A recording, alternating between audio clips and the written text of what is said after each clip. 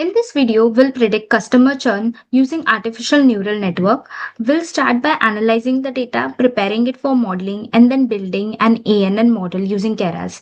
Finally, we'll deploy our trained model using Streamlit to build a simple interactive web app. All the code is available on GitHub. Check the description below.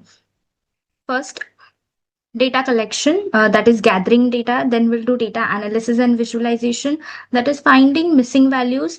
And then statistical summary of the data we'll see, and then plotting the graphs to visualize the data. Then comes data preparation, that is to remove the missing values. Then encode the data, that is to convert the categorical data into numerical data. Then comes data modeling part, where we will train our model using ANN, that is artificial neural network. Then model testing will be done, that is to evaluate and check the accuracy, how well my model is performing. Then comes the user testing part, that is we'll give some input and here we will use a Streamlit, and then finally we'll deploy on Streamlit. Now we'll make a project on customer churn using ANN, that is artificial neural network. First, we'll import the libraries. Now, pandas. We will import pandas as PD. Now, pandas is to load data sets and create data frame. That is to make the data in a structural format. To bring it in a proper structure, we use pandas. Then we will import a label encoder from sklearn.preprocessing. This converts categorical data into numerical format, as models can only handle numerical input. Then we will import matplotlib.pyplot for data visualization. This plots graph, histogram, line charts, and this plots basic. This is for basic plotting. Then we will import a Seaborn. Seaborn is for advanced data visualization, like to plot heat map and count plot. For that purposes, we use Seaborn. Then we will import a train test split for splitting dataset into training and testing sets. And this we will import from sklearn.model selection. Then we will import standard scalar from sklearn.preprocessing. This is to make cell features or columns. Columns or cell like features or columns, to make them equally important. So we use standard scalar, equally important, like mean will be 0 and standard deviation will be converted to 1. So each column will be in an equal importance. Then comes Keras. Then we will import Keras. This is a high level deep learning API, and it is used to build, train and deploy deep learning models. From Keras.models, we'll import sequential. It is to initialize layers. Then from Keras.layers, we will import dense and dropout. Dense is used to create hidden layers and output layer in ENN, whereas dropout is just to prevent overfitting. Then again from Keras.layers, we will import batch normalization. This normalizes the output of a previous layers. And then from sklearn.metrics, we will import confusion metrics and accuracy score, just to evaluate the model performance. That's it. So we will run all this to import all the libraries. Now comes importing the dataset. Now we will import the dataset. For that we use pandas, and as we have imported pandas as PD, so here we will write pd.read CSV, and the churn modeling.csv file here we are importing. Then we will run the cell. Now we are using the churn modeling dataset from Kaggle, which contains, now we will see. Now to call the, or to have a preview of the dataset, we use head function. So df.head 5. 5 means only 5 rows will will come in the output. See, only 5 rows will come in the output. So the column that we have in our datasets are row number, customer ID, surname, credit score, geography, gender, age, tenure, balance, number of products, whether they have a credit card or not, is the member active or not, estimated salary, and exited. Exited is like with will the customer will stay or will go. That we have to predict. Ultimately, our goal is to predict exited column, right? Now, first we have load the data set, and then we have this is the preview of first few rows. So head function is used to preview the first few rows, right? Now we will drop irrelevant columns that doesn't contribute in production. Now if you see, we don't require row number, customer id or surname to predict if the customer will stay or will go, right? So we will drop all these three columns. For that we will use drop function, and x is equal to 1 simply says that we are dropping the columns. If you will put x is equal to 0, it will say that we are dropping the rows. That's it. And then we'll see how our data set looks like. See, compare this two data set. This was before removing this three columns, which is row number, customer ID, and surname. And this is after removing the row column, row number, customer ID, and surname, these three columns. So all the other data are like that only, like a credit score, you can see 619, France, female. If you compare this, the rest of the data simply looks alike, right? Now we will move. Now, once we have removed the unwanted columns, we will check what missing columns are. Once we have removed the unwanted columns, now we will see whether our dataset have some missing values or null values uh, in the dataset. Now we'll see if they have any null values or missing values. For that, we will use is null function, and dot sum will tell us, it will calculate the sum. Now if I run this, see, check credit score, everything, all the column is coming to be 0, which means in our data set no missing values or null values is present. So our this problem is solved, and our data is good to go for encoding. After calculating the missing values or checking if my data set is clean or not, now what all we have to do is convert all this geography and gender. These are categorical columns, right? So I have to convert it into numerical columns, because geography and gender will be required to predict whether the customer will stay or not. For that, we will convert this categorical data into numerical data. To convert it, first we'll check df.info. This info function is used to, this is a summary, this gives us the statistical summary. So here we can see that geography, gender is the data type is object, which means it is categorical. Also, yeah, only two columns, right? Geography and gender, only two columns are there which are categorical. So we'll have to convert this into numerical. So before converting it, let's see how many value counts are present in gender. So we have only two value counts, that is male and female. Like how many classes are present in gender? So we have only male and female, two classes. Then we will also check for geography, that is the location. So we have three location: France, Germany, and Spain. So why I showed you this value count is because when I will convert the categorical into numerical, I am using label encoder. What this label encoder does is, it will give numerical values to all this categorical data. That is, to male and female, it will give numbers 0, 1, 2, 3, likewise. But it gives in an alphabetical order. Like F comes first, so 0 will be given to female and 1 will be given to male. Now, let's see how it is done. Now, we will initialize the encoder, that is label encoder. First, we will initialize it. Now, we will apply the label encoding here. For gender, if you see, we are using LE, the object we have created, that we will use here LE dot fit dash transform. Now what here is what this code is doing here is, it will convert female to 0 and male to 1. And it is doing it in alphabetical order. Now, if we go for geography also, what here is happening is, France will be converting to number 0, Germany to 1, and Spain to 2. Like it is giving, an, what do we say? It is assigning the numbers.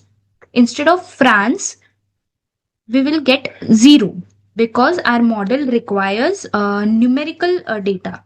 We have to give numerical input because it doesn't work with categorical. So we have to convert a categorical into numerical. That's it. If I run this code, now let's see. Now I have run this code. df gender equal to le dot fit transfer. I have run this code, and also now check my geography and gender before running before taking encoding part. My geography column was giving France, Spain, Germany, like that data. But now after encoding, it is assigning numbers to it, like 0, 2, 1. Now, if you check credit score 0619, now their geography is 0. If you check, it was France, right? And France, we have assigned number 0. We haven't assigned the number. Automatically, it assigns in an alphabetical order. Okay. So now we have completed our encoding part. Now we'll move towards visualizing the data. That is, we'll create a pie chart to visualize the exited column. So I have created a variable exited equal to df.exited. This exited column is this. We are using this last exited column. Now first we are calculating its value count. Now we are selecting the exited column name and gives a value counts. So what this value count tells us, how many customers are in each category. As we are plotting a pie chart, so we will use plt.pie. This is to draw a pie chart. Then this exited column, see here, this exited column, this exited variable we have already defined here. Then labels we will use, that is not exited and exited.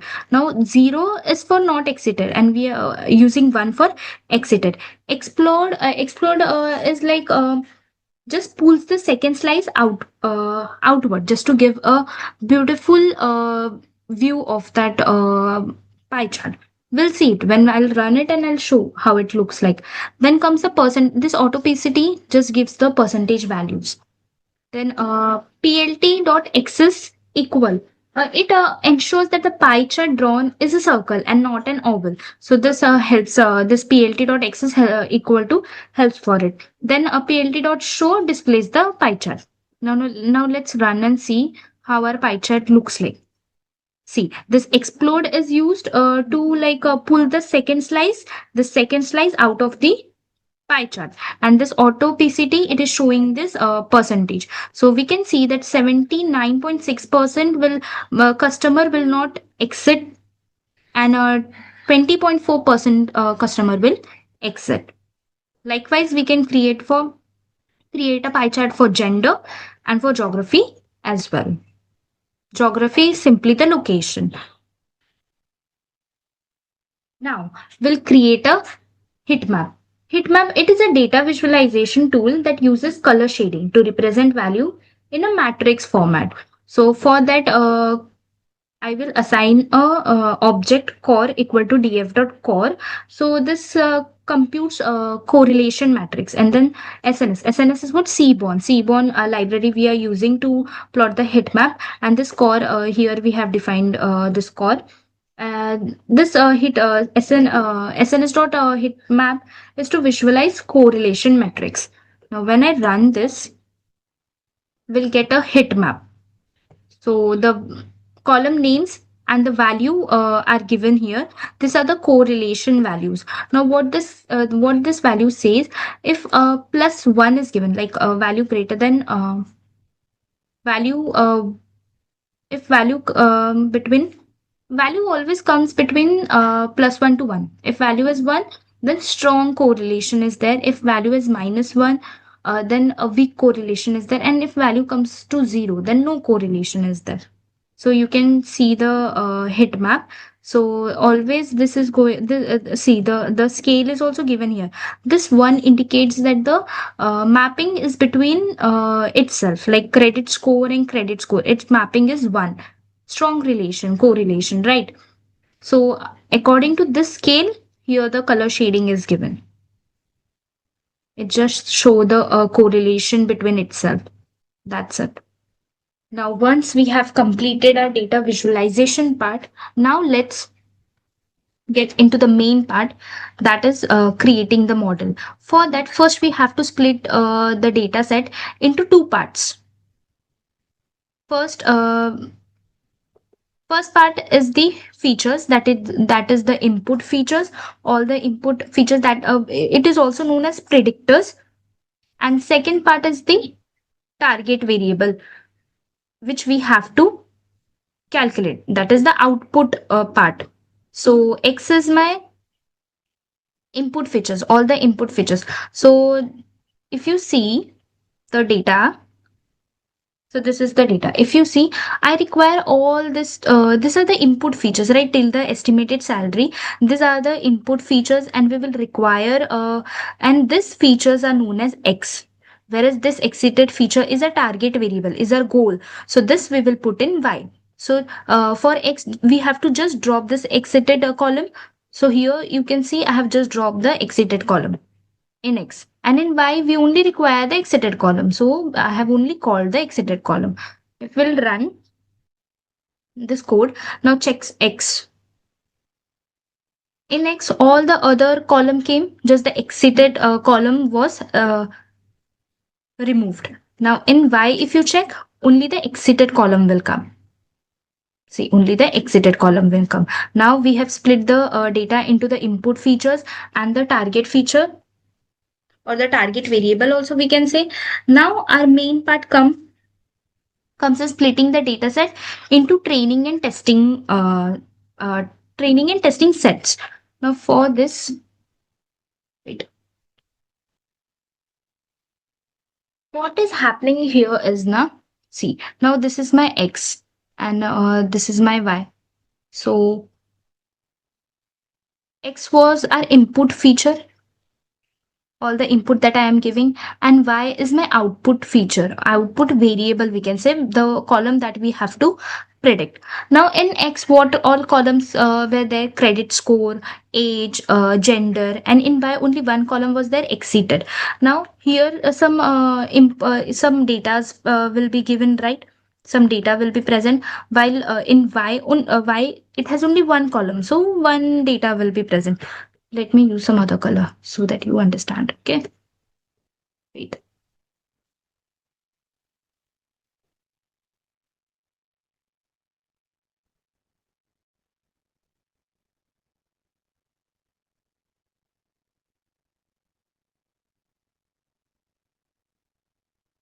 Suppose in X I have four column,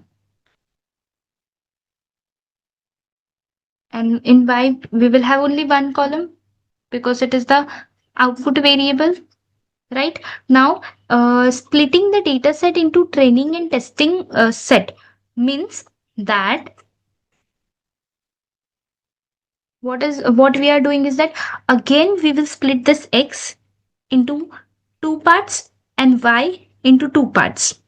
Now this doesn't mean that splitting into 50-50, like if my X part has 100 rows, doesn't mean that in first part I will have 50 rows and in second 50.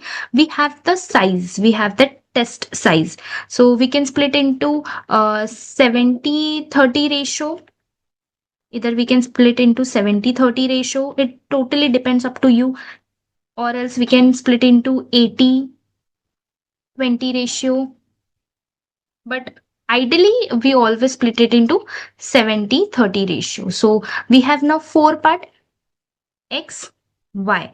Now what we do is, like this 70% of which we have split it first, this we call it as X train. Just ignore my handwriting, okay? This we call it as X train.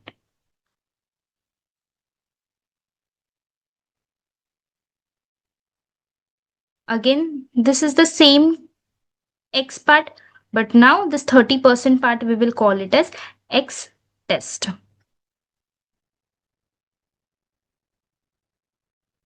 The Y 70% part, this we will call as Y train. And this part, fourth part, we will call it as Y test. Now what will happen is now, by this what this X train, Y train, X test, Y test will do, when we will train the model, we will use only this part, this much part.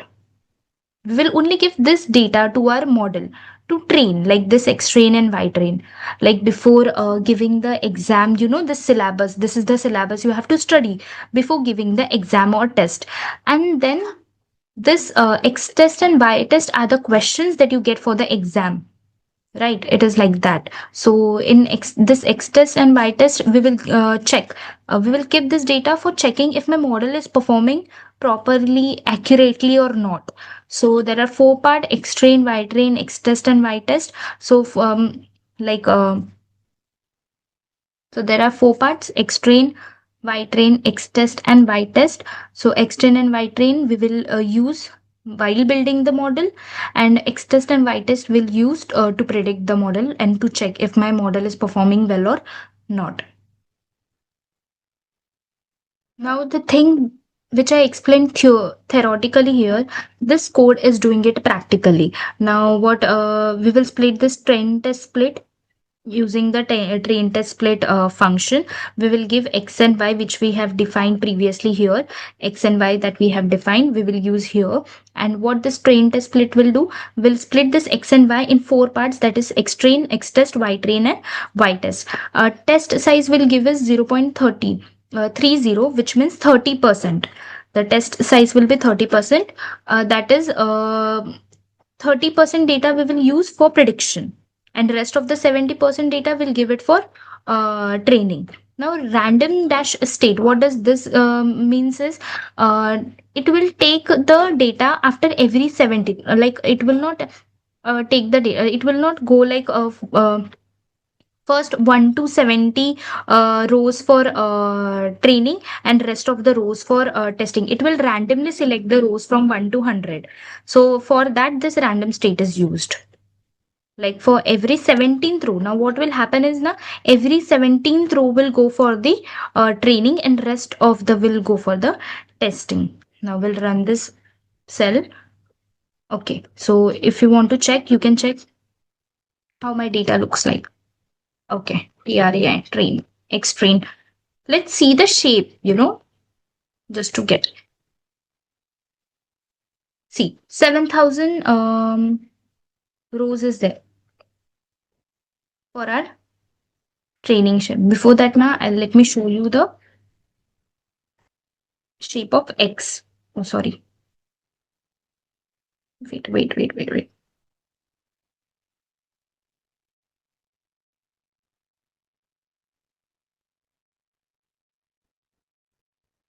See, before splitting, the shape of my X was 10,000.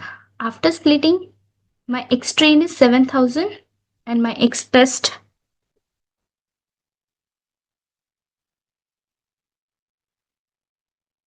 is, oh, sorry, X dash test is 3,000. See, my 10,000 data is now split into 7,000 and 3,000, and these data are taken randomly.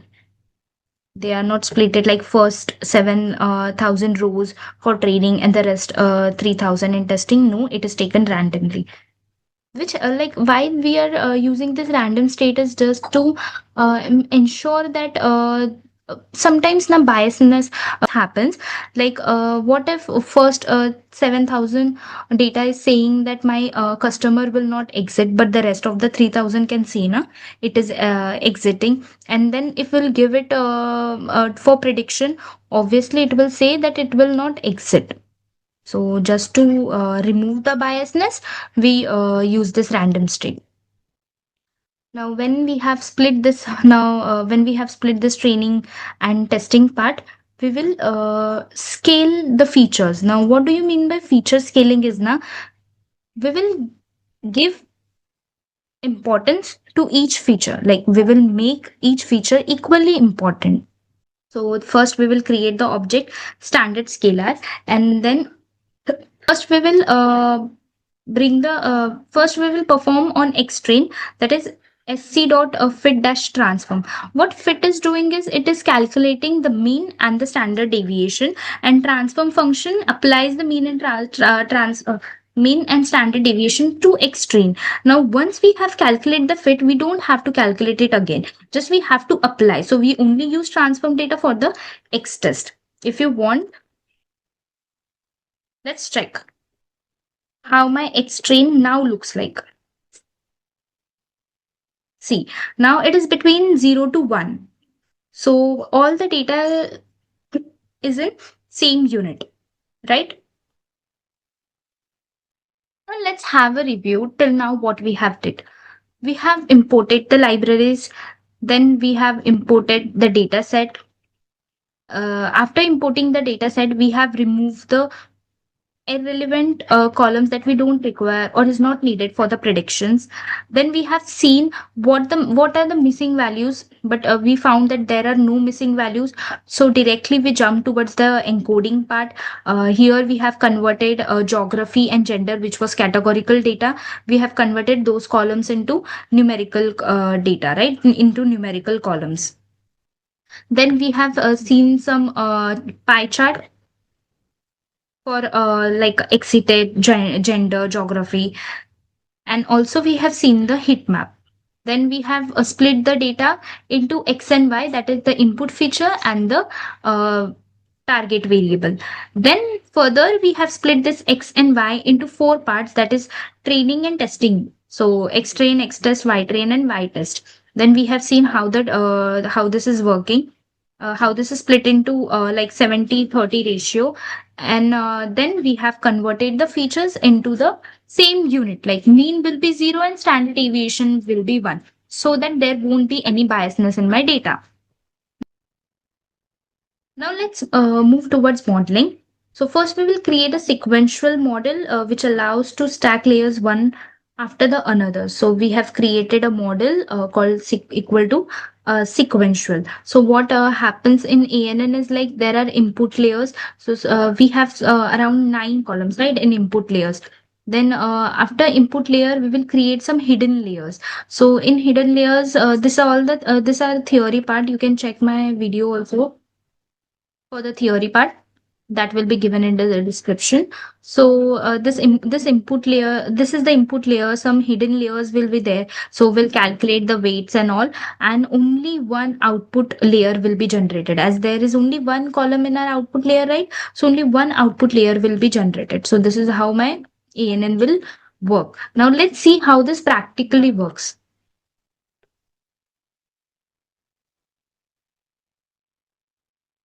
Now first we will create the first layer.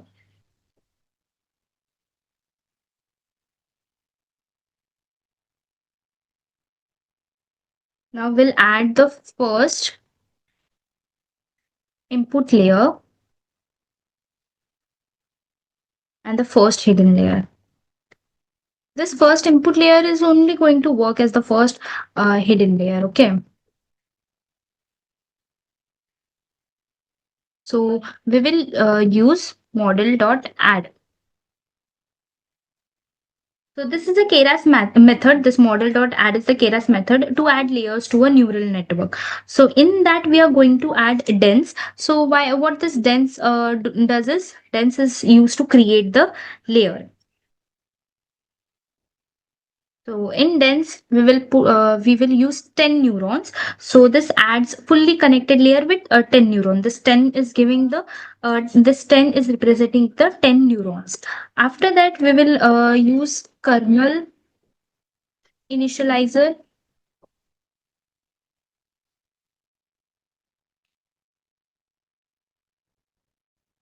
So here I am using which kernel we will use is normal. Now what does this does is initializes weights from a normal distribution, that is mean equal to 0 and standard deviation will come 1. Then after that we will add the activation function. Now activation function, it determines whether a neuron should be activated or not. Basically it introduces non linearity. So here the activation function which I am using is really. And then lastly, the attribute which will give us the input shape, which is 10, because we have 10 columns, right? So we are using 10. Now, as we have add the, oh, sorry, first, right?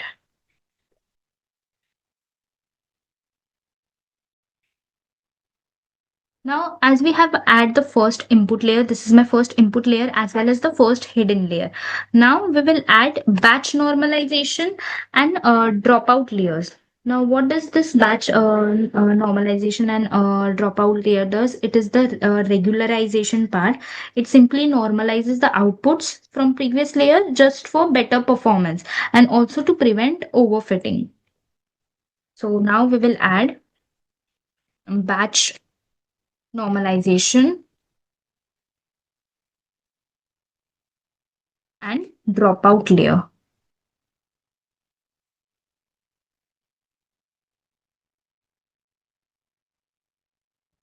So now we will add again the same method model.add we will use.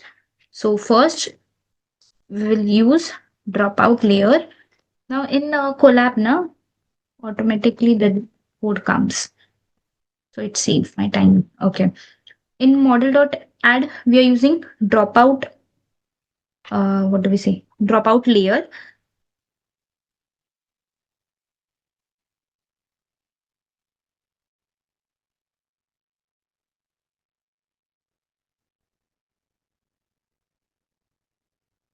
Now we'll adding batch now. Now here we are using model.add a dropout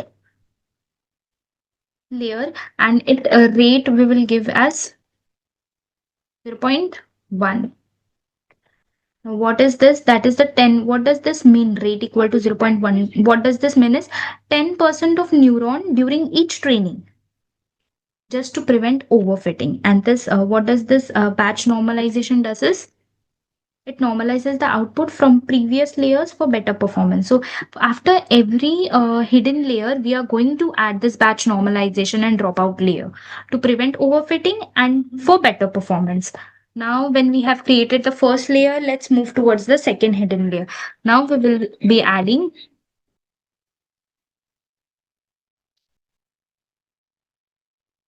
sorry, second hidden layer.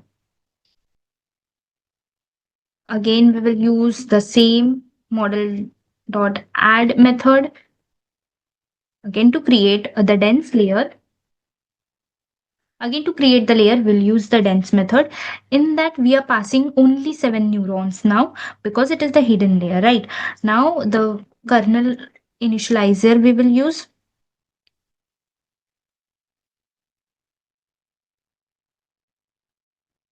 Here, again, the same normal initializer I'm using.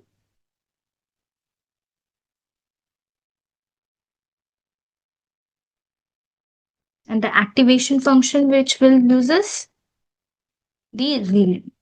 You don't have to put the input shape again and again. Input shape just we have to pass for the first layer. And from the second hidden layer, you don't have to mention the input shape. Okay. So again, now we have created the second hidden layer. We have passed the 7 neurons. Kernel initializer, we are using normal and same ReLU activation function we are using here. Again, after each layer, we will add our batch normalization, simply the regularization part. Okay, so I'll just copy paste you. You have to keep this rate and batch normalization, everything as it is. Now we have created our first layer, we have created a second layer. Let's go towards our output layer. Now we will be adding the output layer.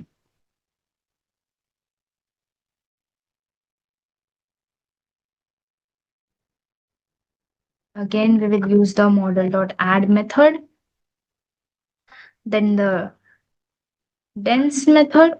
Now in output layer, we have only one output.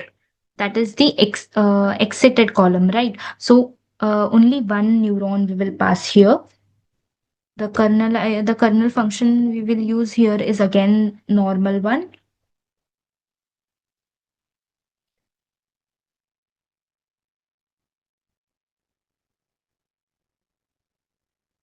Again, we will use kernel for initializer. We are using normal. Now, activation here we are using sigmoid. Why the activation function we are using sigmoid here is because our exited column contains only two classes, which is either the customer will stay or will go. Right? We have only two classes, which means binary class. So for that binary class, we are using this activation function sigmoid. There's no complication here. Simply we are using we have two classes which is binary, so we are using sigmoid function, activation function. That's it.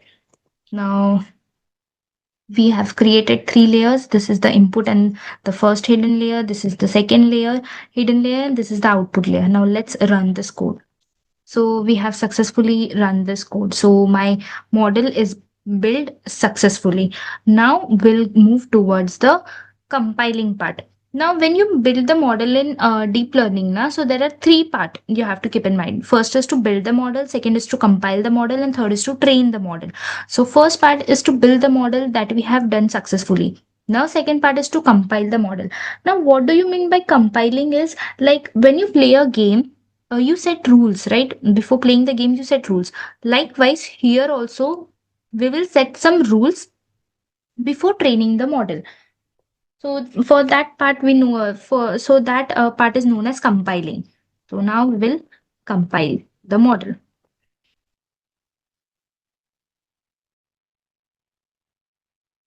Now for compiling the model, we use model dot compile. Okay. So we will use model dot compile method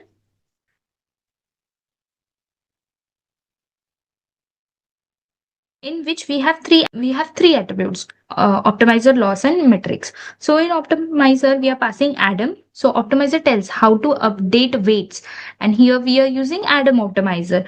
Second is the loss attribute, wherein we are using binary cross entropy. As we know, we will only get two output, and this calculates a difference between predicted probability and actual class. So binary and cross entropy we are using, and metrics we are using accuracy just to track the accuracy. So this is only one line code. We will run it and see we have successfully run it. Now we will move towards training the model. The third part and the important part, training the model. Now we will train the model.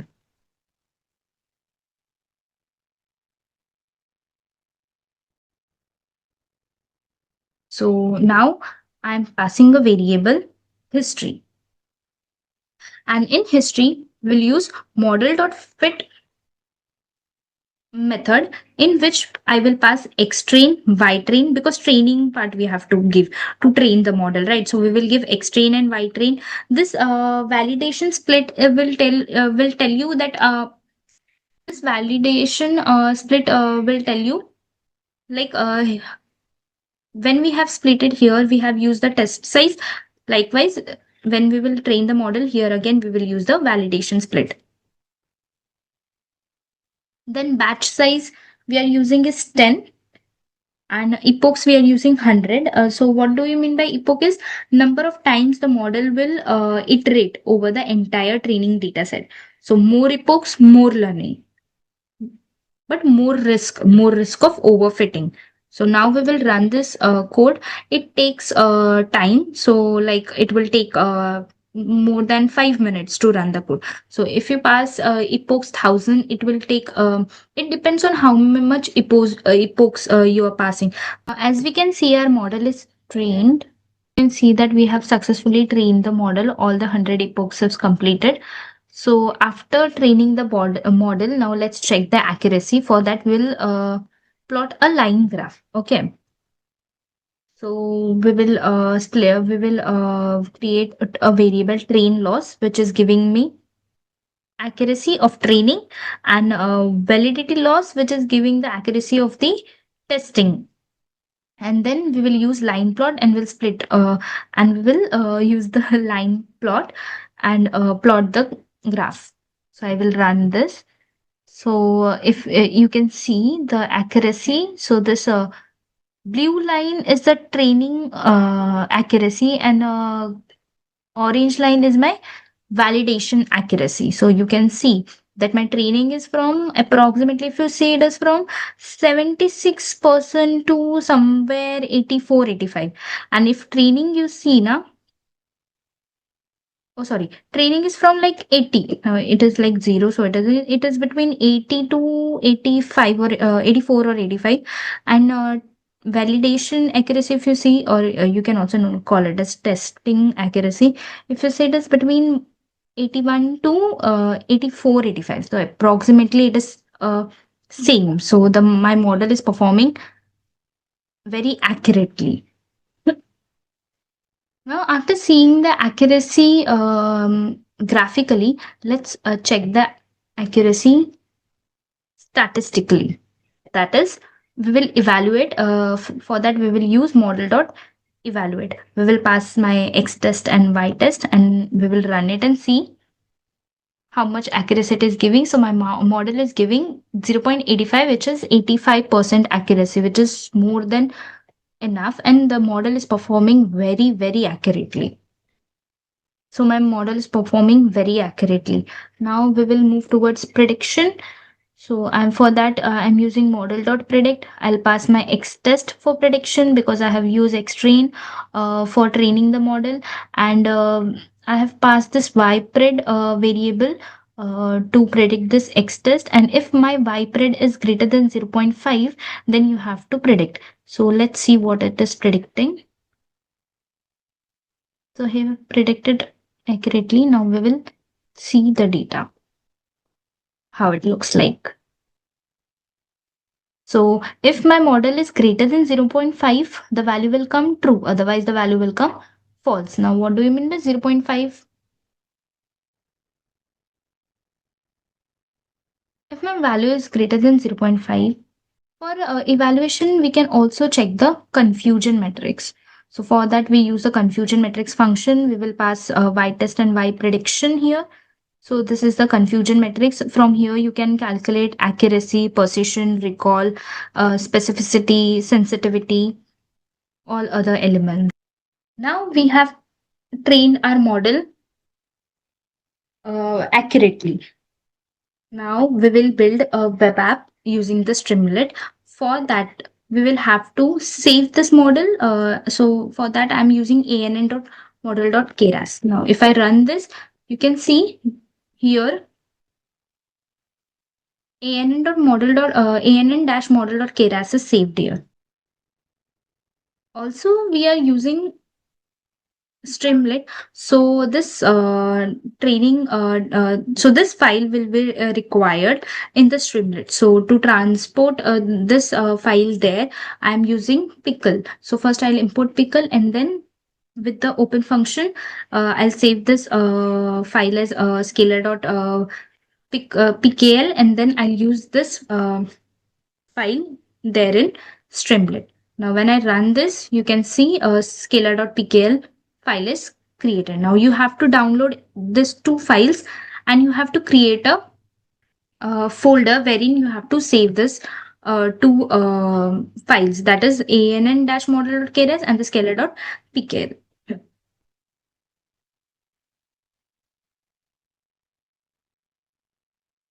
Just to save time, I have already created, that is the Churn app, in which I have saved my ann-model.keras and scalar.pkl, and I have created app.py. So I am using Visual Studio for creating the Streamlit. So I have created app.py.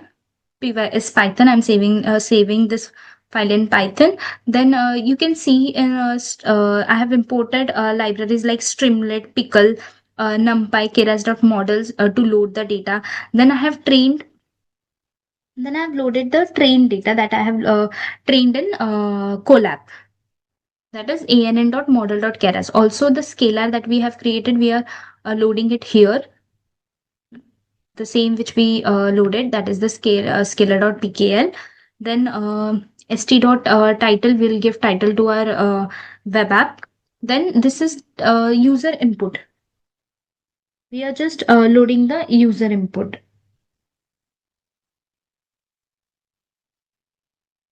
These are the user input features. That is the input that the user will give to us. For that, we are creating this in user input. After that, we are encoding the categorical variable. Then after encoding categorical variable, we will prepare this input data, for which we are using mp.array. After creating it, we will scale it in a after inputting, we will scale it the same way we did it in Colab. Then we'll make predictions that if we'll create a function, we'll create an object that is st.button predict. After I have created a button. After I click on the predict button, what it will show is if my prediction is greater than 0.3, then my prediction will say that customer is likely to exit. Otherwise, it will say customer is likely to stay. Now, let's have a visual representation of this. Also, when you have created this app.py, you have to run this in the terminal. So, for running this in terminal,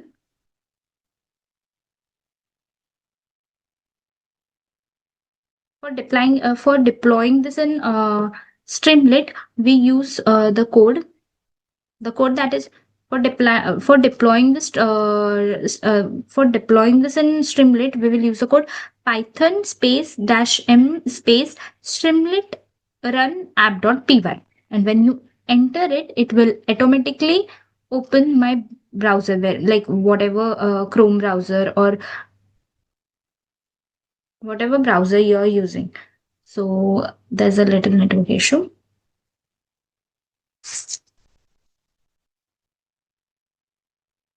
So this is how my app looks like. This is the Streamlit visualization part that we have created.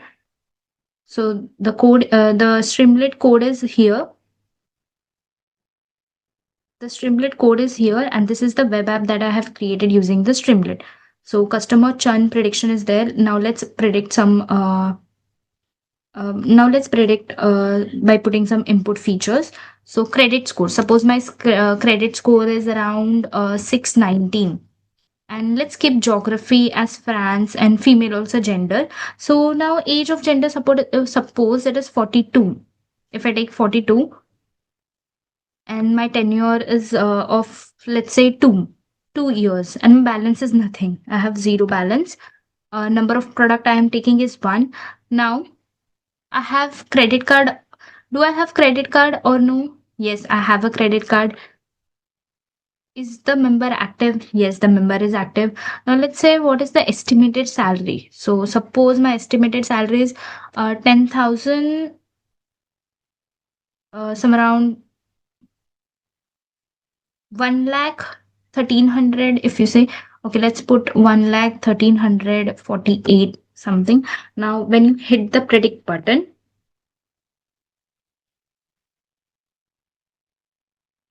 so this image occurs which say that the high risk of churn, that is the customer will exit. So it is predicting correctly if I have zero balance and estimated salary is this much, and I have credit card, but I'm also an active member, but there is a high risk that my customer will exit, will leave the bank. Now let's check for some other input. Let's put some other input. Suppose I'm putting it credit score is 608. Let's change the geography, Spain. Then gender be female only. Age, let's be 1 year younger, that is 41. Tenure, if you take a 1. Balance, let's put something. So if I put like 83, put anything, 807 randomly. Number of product, 1. Do I have credit card? Yes, I have a credit card. Is my member active? Let's say no. My member is not active. Or else we'll do, I don't have a credit card, but my member is active. You can predict it, okay? You can use your values. And suppose my estimated salary is this much. Let's see what happens. If you predict, this is saying yes, the customer will retain, the customer will come back. So the this was how we have created an ANN model. We have trained it, we have compiled it, and then also we have built a web app using Streamlit and we have deployed it. So thank you for watching the video.